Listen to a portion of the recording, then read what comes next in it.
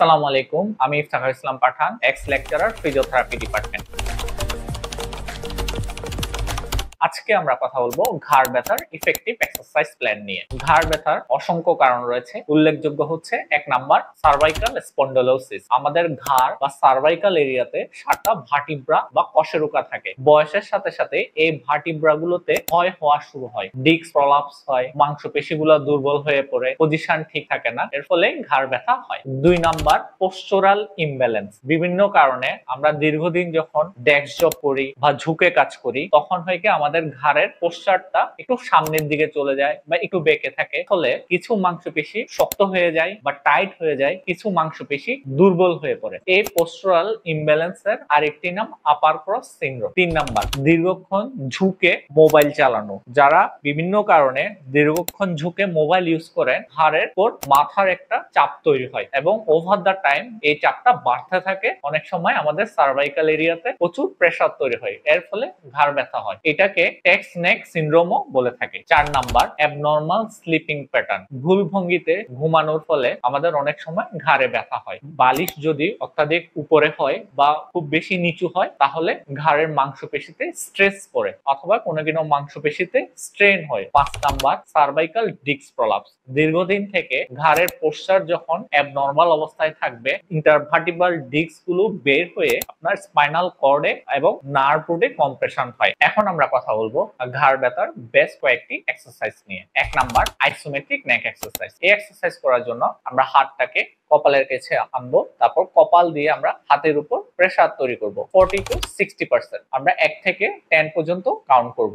1 2 3 4 5 6 7 8 9 10। এইভাবে আমরা এটা কন্টিনিউ করতে থাকবো। আবার সাইড ওয়েসে আমরা এই এক্সারসাইজটা করব। আমার ঘাড় সোজা থাকবে, হাতের উপর 10 সেকেন্ড পর্যন্ত হোল্ড করব।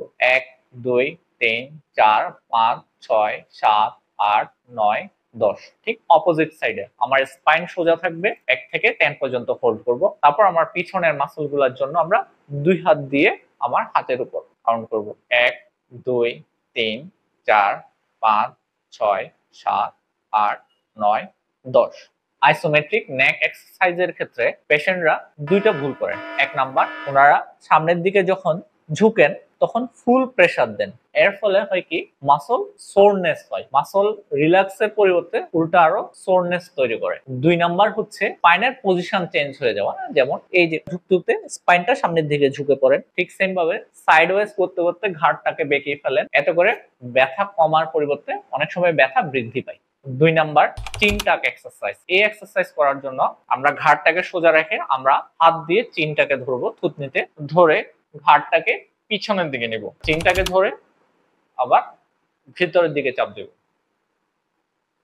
এর ফলে আমার সার্ভাইকাল এরিয়া এবং অক্সিপিট এরিয়াতে যে মাংসপেশি রয়েছে তা স্ট্রং হবে। 3 নাম্বার এক্সারসাইজ নেক টিল্টিং এক্সারসাইজ। এই এক্সারসাইজ করার জন্য আমরা হাত দিয়ে আমাদের মাথাটাকে একদিকে কাত করব, টিল্ট করব, এর ফলে আমার ঘাড়ের মাসলগুলোতে স্ট্রেস তৈরি হবে। এইভাবে করে আমরা 10 সেকেন্ড পর্যন্ত হোল্ড করে রাখবো। ঠিক একই ভাবে আমার অপোজিট হাত দিয়ে ঘাড়টাকে সাইডওয়েজ স্ট্রেট করে রাখবো, এভাবে 10 সেকেন্ড পর্যন্ত হোল্ড করে রাখবো। এতে করে আমার ঘাড়ের যে টাইট মাংসপেশিগুলো আছে তার মধ্যে স্ট্রেস তৈরি হবে এবং ফ্লেক্সিবিলিটি বাড়বে। 4 নাম্বার রোটেশনাল এক্সারসাইজ। এই এক্সারসাইজটি করব আমরা টাইট স্টার্নোক্লিডোমাস্টোয়েড, এই যে এই মাসলটা, এই টাইট মাসলটাকে আমরা স্ট্রেচিং করার জন্য আমরা হাত দিয়ে ধরে রোটেশন করব ঘাড়টাকে এবং একটু একটু এক সাইডে নেব। এভাবে 10 সেকেন্ড পর্যন্ত আমরা হোল্ড করে রাখবো। ঠিক একই ভাবে হাত দিয়ে ধরে চিনে অপোজিট সাইডে রোটেশন করে একটু কাট করে রাখবো। রোটেশন এবং টিল্টিং এক্সারসাইজের ক্ষেত্রে পার্থক্য হচ্ছে, টিল্টিং হচ্ছে আমার সাইড বেন্ডিং আর রোটেশন হচ্ছে রোটেশন। বাসায় নিয়মিত এই এক্সারসাইজগুলো সঠিকভাবে করলে ঘাড় ব্যথা অনেকটাই কমে আসবে। আপনাদের কোনো কিছু জানার থাকলে কমেন্টে জানান, পরবর্তীতে দেখা হবে অন্য কোনো ভিডিও নিয়ে। আসসালামু আলাইকুম।